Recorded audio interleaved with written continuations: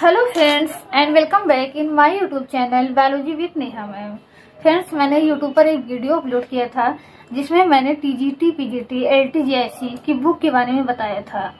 उस वीडियो के नीचे और जो मेरा टेलीग्राम चैनल है उस पर आप सभी ने कमेंट किया कि मैम टीजीटी, पीजीटी की बुक तो हमें पता चल गई है, लेकिन मैम हमें समझ में नहीं आ रहा है कि हम शुरुआत कैसे करें, हम पढ़े कैसे, नोट्स कैसे बनाएं।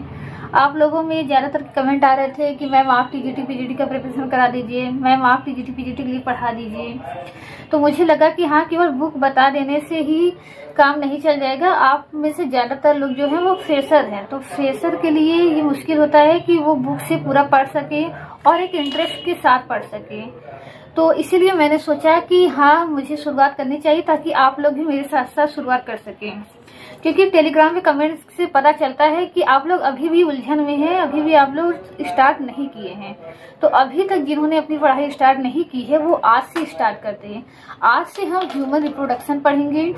ये पढ़ते समय आपके जितने भी डाउट हैं सब क्लियर हो जाएंगे कि पढ़ना कैसे चाहिए, नोट्स कैसे बनाना चाहिए। इसके अलावा जो भी आपके डाउट है, रिवीजन कैसे करना चाहिए, फिर क्वेश्चन प्रैक्टिस कहाँ से करें। हम जो भी टॉपिक पढ़ेंगे उनके क्वेश्चन भी साथ साथ प्रैक्टिस करेंगे। हम दो तरह के क्वेश्चन लेंगे, एक तो जो प्रीवियस में अब तक के जितने भी क्वेश्चन आए हैं, चाहे जो भी एग्जाम हो, उनके क्वेश्चन देखेंगे। फिर इसके बाद हम न्यू क्वेश्चन देखेंगे, क्योंकि टीजीटी, पीजीटी में क्या है, अब लगातार जो है वो न्यू क्वेश्चन आ रहे हैं और डीप क्वेश्चन आ रहे हैं और बुक से आ रहे हैं, कहीं किसी प्रीवियस ईयर के पेपर से नहीं आ रहे हैं। तो मैं आप लोगों के लिए खुद ही बुक से क्वेश्चन नए नए बनाऊंगी और इससे आपको पता चल जाएगा कि हाँ, आप सही से समझ पा रहे हैं कि नहीं, आप क्वेश्चन प्रैक्टिस कर पा रहे हैं कि नहीं। तो फ्रेंड्स, आज जो हम पढ़ेंगे ह्यूमन रिप्रोडक्शन यानी कि मानव जनन। तो जैसा कि आप सब जानते हैं कि जनन क्या होता है। जनन का मतलब होता है कि अपने समान बच्चे पैदा करने की क्रिया को ही हम जनन कहते हैं। तो जनन के लिए क्या होता है कि जनन भी हम जानते हैं कि एक दो तरीके का होता है, एसेक्सुअल और सेक्सुअल। एसेक्सुअल में होते हैं, सिंपल फॉर्म होते हैं, वहां किसी रिप्रोडक्टिव ऑर्गन की जरूरत नहीं होती है। अगर हम बात करें अमीबा की या यूग्लिना की या बैक्टीरिया की, जो एक कोश की जीव हैं, इसी तरह बहुत से ऐसे जीव हैं जहां रिप्रोडक्टिव ऑर्गन की जरूरत नहीं पड़ती। लेकिन जो हायर एनिमल होते हैं उनमें क्या होता है, रिप्रोडक्शन के लिए रिप्रोडक्टिव ऑर्गन पाए जाते हैं, जिनके द्वारा क्या होता है, रिप्रोडक्शन की क्रिया होती है। तो जो रिप्रोडक्टिव ऑर्गन्स होते हैं उन्हें हम हिंदी में क्या कहते हैं, जनन कहते हैं, और इंग्लिश में क्या कहते हैं, गोनैड कहते हैं। गोनैड मतलब रिप्रोडक्टिव ऑर्गन। अगर हम ह्यूमन का केस ले, यानी मेल में क्या होता है, अगर हम मेल में देखें तो मेल में टेस्टिस होता है रिप्रोडक्शन के लिए, और फीमेल में जो है वो ओवरी होती है। ये दोनों ऑर्गन किसके लिए होते हैं, रिप्रोडक्शन के लिए। तो इन दोनों को क्या कहते हैं, गोनैड या जनन कहते हैं। तो टेस्टिस जो होता है वो मेल में पाया जाता है, ओवरी क्या होती है, वो फीमेल में पाई जाती है। तो टेस्टिस और ओवरी जो होते हैं वो क्या होते हैं, मेन रिप्रोडक्टिव ऑर्गन्स होते हैं। और इसके साथ साथ इन दोनों मेन रिप्रोडक्टिव ऑर्गन की सहायता करने के लिए कुछ एसेसरी ऑर्गन्स भी होते हैं, एसेसरी रिप्रोडक्टिव ऑर्गन। तो मेन रिप्रोडक्टिव ऑर्गन जैसे कि टेस्टिस हो गया, इसके अलावा एसेसरी रिप्रोडक्टिव ऑर्गन जैसे कि उसके बाद होता है वासर डिफरेंस यानी शुक्रवाहिनी, शुक्राशय, इसके अलावा प्रोस्टेट ग्लैंड, ये सब क्या होते हैं, एसेसरी रिप्रोडक्टिव ऑर्गन होते हैं। तो मेन रिप्रोडक्टिव ऑर्गन और एसेसरी रिप्रोडक्टिव ऑर्गन को मिल करके ही बनता है रिप्रोडक्टिव सिस्टम बनता है।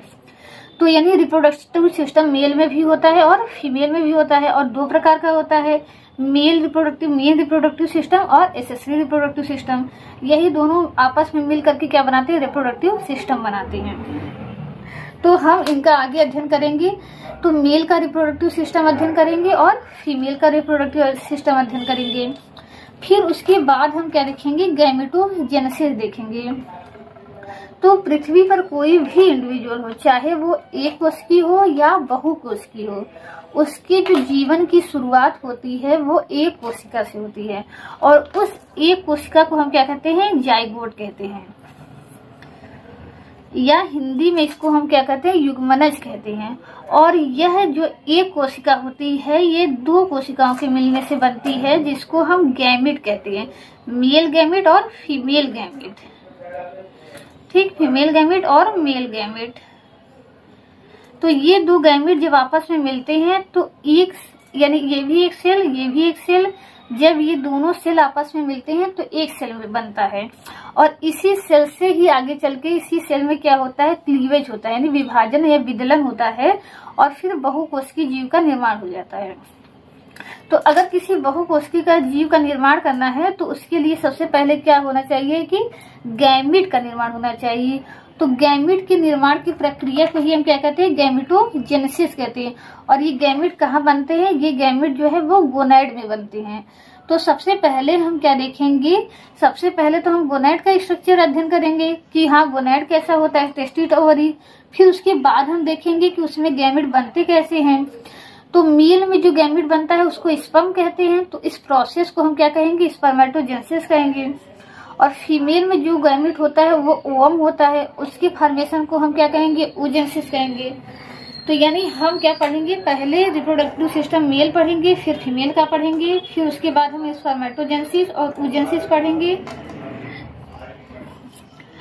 फिर उसके बाद अब गैमीट बन गए, तो जब इन गैमेट का आपस में क्या होता है, फ्यूजन होता है, तो इसी प्रोसेस को ही हम कहते हैं निषेचन कहते हैं।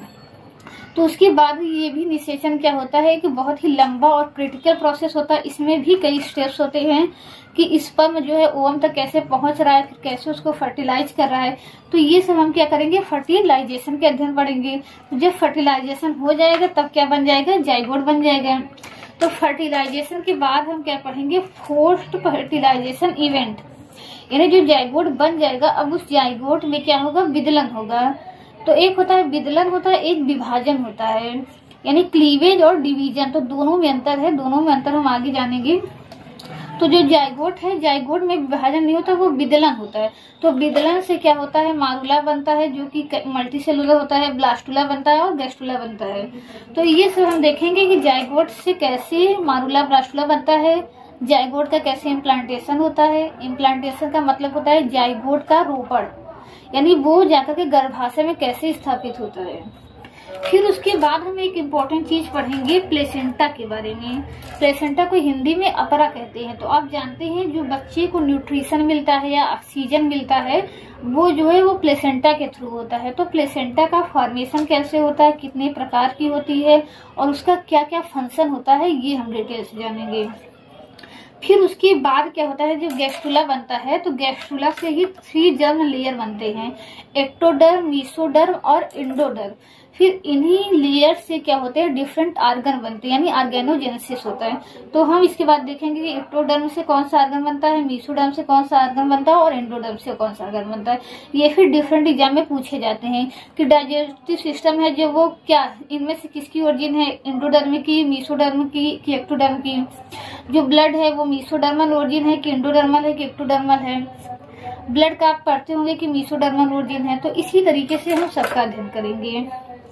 तो इस तरीके से अगर हम पूरा ये अध्ययन कर लेते हैं तो हमारा पूरा ह्यूमन रिप्रोडक्शन भी तैयार हो जाएगा, साथ ही साथ एम्ब्रियोलॉजी भी तैयार हो जाएगी। एम्ब्रियोलॉजी का मतलब क्या होता है, स्टडी ऑफ एम्ब्रियो।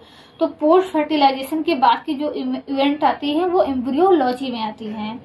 तो फ्रेंड्स हम नेक्स्ट वीडियो में देखेंगे कि रिप्रोडक्टिव सिस्टम ऑफ मेल, फिर उसके बाद हम फीमेल का देखेंगे।